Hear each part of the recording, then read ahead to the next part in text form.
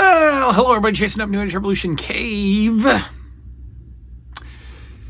Please excuse my absence over the last couple of days. I haven't been feeling great, and please excuse my appearance. I'm a mess, indeed. I can't figure out what I'm going to do with this hair. Do I grow it? Do I shave it all off? It's not coming in as much here as it is here. You know the deal.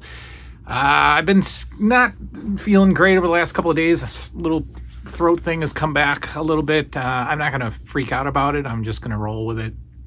I think it's just going to happen every once in a while. Whatever. I don't even want to talk about it. I was laying there last night trying to sleep, and I thought about arcade games. Going to the arcade. And I thought I might want to talk about some of my favorites and show you some footage of them. And so that's what we're going to do. We're just going to have a random conversation about arcades. Not even a whatever happened to or a hey, do you remember? Just let's talk about arcades. The Nintendo Switch has a store where you can go and download for $7 or $8. You can download actual arcade games. I don't know what they're called, emulations or whatever. And I'm pretty sure I played Double Dragon on Switch and beat it. I'm pretty sure. But I can't remember. I think I did, but I can't remember if I did. But they have a bunch, and I don't remember if they're in a small part of the screen with like this giant arcade border around it. I don't like that. I can't remember, but several, I assume several, if not all, of the games on this list are available on the Nintendo Switch to buy and play. I think I may do that. Arcades, I wasn't, by the time I was old enough, I don't recall there being any standalone arcades, like the ones that you see in the movies in like 1979, 1980, 81, those movies where they're actually walking down the street and they dip into they go into a door, and that door is the arcade, and it's an actual storefront. It's an actual dedicated space for an arcade. They certainly had those in the mall. We had Time Out in our area, and that was an arcade, but it was in a mall. I don't remember ever going into a standalone arcade as a kid. There would be arcade games in grocery stores. They'd be in convenience stores. They would be in bowling alleys. And that is where I played the most of my arcade games. They would also be in a fantastic little place that doesn't exist anymore called Chuck E. Cheese. Well, wait a minute. Chuck E. Cheese exists? Yes, I know that. But it doesn't. It doesn't. Go into a Chuck E. Cheese. It's not Chuck E. Cheese. It's not the way I remember Chuck E. Cheese. Chuck E. Cheese was a arcade. It was legit arcade. Over the years, a couple of fancy idea having people opened up a few arcades locally.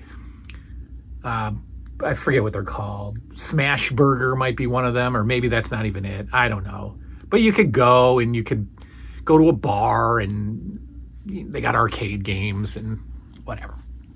The Strong Museum, which is a nationally known museum because it hosts the legitimate Toy Hall of Fame, is about 20 minutes from me. We have a membership there for the kids to go and enjoy the museum. It's a cool museum, but they focus a lot on toys and video games. And they have an arcade at the Strong Museum, which is very nice, actually. But I played the majority of my video games, my arcade games, at the bowling alley. And I've told that story a bunch of times. I was a big bowler, big bowler back in the day. Still am, I guess. And when you went to the bowling alley, you brought a pocket full of quarters because they had some good games. And the bigger bowling alleys had more arcades. And the one bowling alley that I bowled at as a kid on my elementary school league was called Marcel's Olympic Bowl. It's no longer with us, as are most of the bowling alleys that were in this area. And it had 80 lanes. So it was a gigantic bowling alley, and they had a whole center section of arcade games. I would guess 10, 15 maybe arcade games set up for kids. And it was great. It was great. And that is where I played the majority of my, well, wait a minute, let me think. Maybe not even the majority. No, this is where I played 2 of my 5 favorite arcade games. So here we go. Let's just do it. Let's just get into it in no particular order. Kind of. No, they're in order. 5, 4, and 3 are all tied. And 1 and 2 are pretty much tied. So the 5th game that I want to talk about, I don't have a lot to say about. I played it. I thought it was fantastic. I loved it. I loved how it, and another game that I'm going to mention, began the whole 4-player concept, right? These gigantic machines with sections for 4 people, space for 4 people. And if you had $5 and quarters each, you could beat these games with 4 players just annihilating the bad guys. 2 that I'm going to talk about. The first one is The Simpsons. Yeah, The Simpsons. And these clips that I'm showing you probably don't have volume for at least The Simpsons because I probably get copyrighted. But boy, The Simpsons arcade game was just like the cartoon, just like watching the cartoon, because that's the ability that arcade graphics had. You could have this. It wasn't the Nintendo style. It was an arcade. It was like watching The Simpsons. And I loved how Homer had a bowling ball as a weapon and Marge had a vacuum as a weapon. And it's just my favorite style of video game in general. It's the side-scrolling beat 'em up, right? That you hear all the cool video game guys say, side-scrolling beat 'em up. I love that. I love that. But I don't have a whole ton of experience with it. I just know that it was such a fun game to play. I don't know if it's available on Switch. I know that the 1UP arcade has a Simpsons 4-player arcade game, but the problem with getting these on 1UP is that they're beatable within the first night. I bought Streets of Rage 1UP, arcade 1UP, and Liam and I beat it within 2 hours because it's unlimited continues. And once I beat it, I had no interest in the game anymore, so I returned it and exchanged it for a Pac-Man, which is perfect because there's no beating Pac-Man. So I don't want The Simpsons on 1UP arcade, but it is a fun game. Now, a game I can talk a little bit more about is the second game that has the same concept, 4 players all gathered around the machine. Teenage Mutant Ninja Turtles, the arcade game, is fantastic, and it's very fantastic also for Nintendo. If you can get it for Nintendo, it is also great 2-player game. But now this one I remember because we were at the mall, and I don't even know the year, 90, maybe 89, I don't know. Whenever this game came out, we're at the mall, we go to timeout, and if your parents take you to the mall, they got stuff to do, and then they want to get the heck out of there. I know I do if I bring my kids to the mall. I'm very thankful that there's no arcade in the mall today because we would never leave. Well, so I assume my mom did all of her shopping, and then I stopped in timeout. Or maybe she left me in timeout. I don't know, because that's what you do in the late 80s. You just leave your kid in a mall arcade unattended. But I was playing this game, or I was watching some big kids play. And one of the big kids dropped out, and therefore I got to get in. And here I am, this little guy with limited arcade experience, limited video game talent, playing with the big kids. And we're all rooting each other on, and I've got about a quarter to my name, right? So as soon as I die, I've got my mom comes in. You ready to go? Well, no, I can't go because I'm accepted and I'm popular. And these big kids are my friends. So give me some quarters. So I guess my mom would go into her leather cigarette smelling purse and pull out quarter, maybe 2 quarters. I don't know. How does she not have any more than that? Hey, Mom, just grab a $5 bill, give it to the change guy who's wearing the quarters around his belt. He'll give me the quarters. So really, she just kept feeding me whatever quarters she had, and we stuck around, and we got pretty deep into the game, and then all of a sudden the big kids left, and I was alone, and that was it. They weren't my friends. They used me, and then they took off, and I'm only me playing, and I don't get very far. But I remember specifically sweating while playing that game, sweating with enthusiasm and excitement and exhaustion, but just banging away on that game, all 4 of us working in unison. And I think that Turtles game, you could hit each other, which was, you don't want to do that if you're playing against the bigger kids. You don't want to accidentally hit them in the game. That's not a good thing. So Teenage Mutant Ninja Turtles, the arcade game, is up there. Coming in at number 3, we've got WWF Wrestle Fest. Now, we go back to talking about the Simpsons and how it looks so great, and Turtles look so great as all arcade games do, and they looked even better later on in the late 80s, early 90s. They looked so good. The X-Men games looked so good. They were just great. WrestleFest was the first wrestling video game. Remember, this is around 88 or so, 88, 89. WrestleFest is the first wrestling game that actually looked like, I don't know, looked incredible. That's the best I can say. It looked so realistic, right? We're used to pro wrestling for Nintendo and the extra 5 or 6 WWF games that Nintendo had, and they all looked crappy, the Nintendo. Sega had Sega's arcade was Wrestle War. That was pretty good. But WrestleFest, WWF Wrestle Fest, it was cartoony. It was perfect. I'm not going to say it was realistic because they were still cartoons, but it was so good. And it was, from what I recall, it was all tag teams. You fought every tag team to try to get to Demolition or the Legion of Doom. I forget who were the tag team champions. I think if I got it right, and you could fight inside of a steel cage, the big blue barred steel cage. Now again, that blew me away, because what game has the big blue steel cage in it? Nothing. It didn't exist.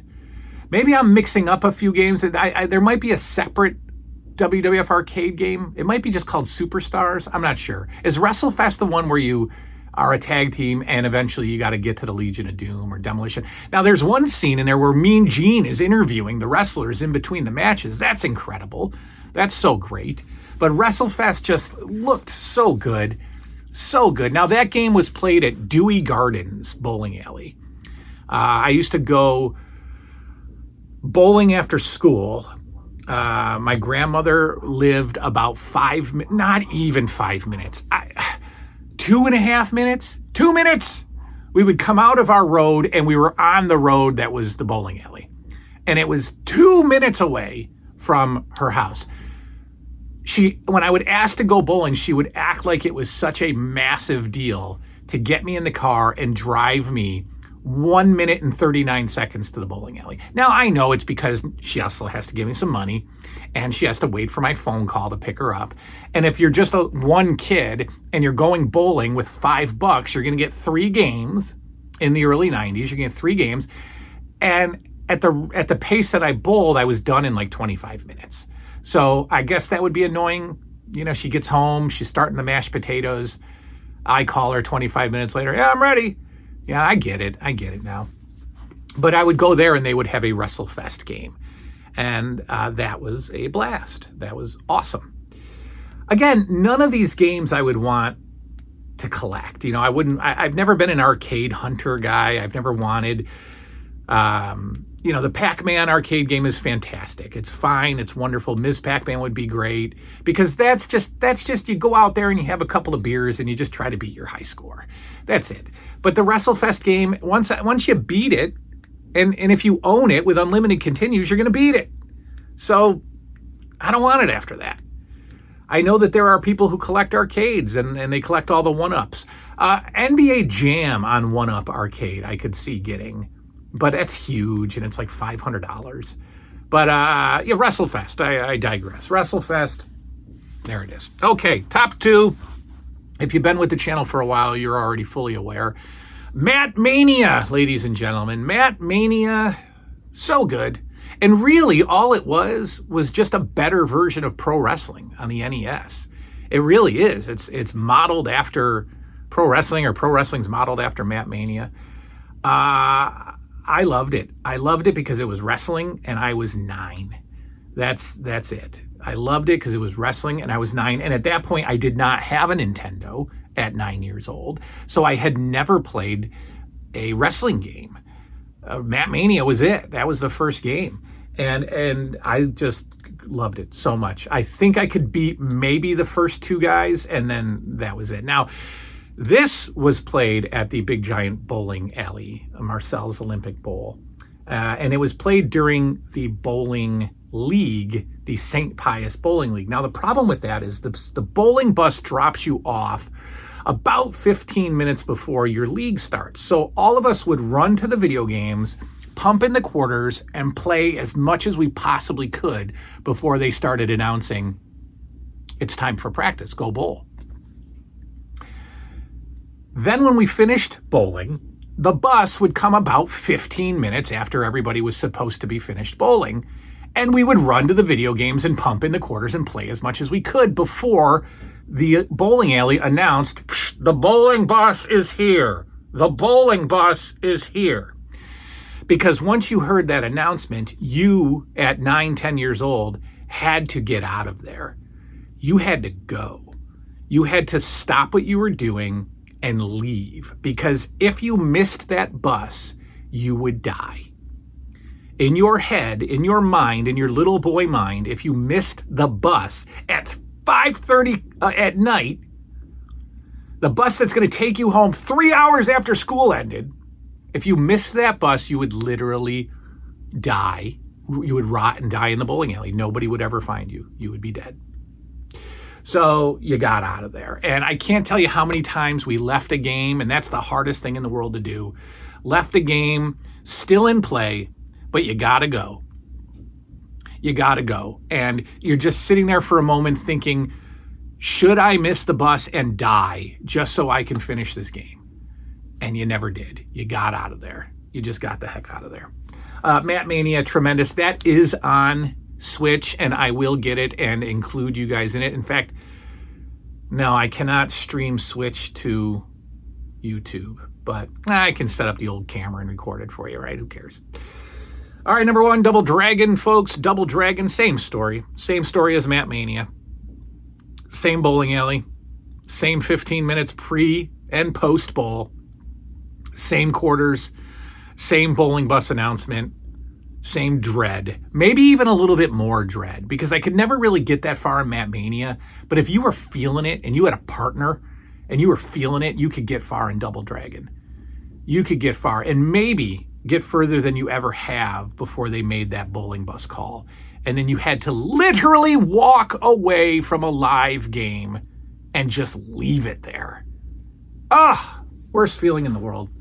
But Double Dragon is so good. It is probably my favorite video game franchise of all time. I've beaten it on the NES. Very proud. You cannot beat 2 and 3. And I think there's a part 4. You cannot beat those. They're impossible. But I've beaten part 1. Huge accomplishment. I did play. So Sega Master System has a Double Dragon arcade game. Very slow, extremely slow. And I believe that Double Dragon is on Switch. I believe I've played it. I believe I beat it. I can't remember. So I might go back and do it again. But Double Dragon, the top of the charts. Love Double Dragon so much. Might even go after those Double Dragon action figures that came out in the 90s with the cartoon.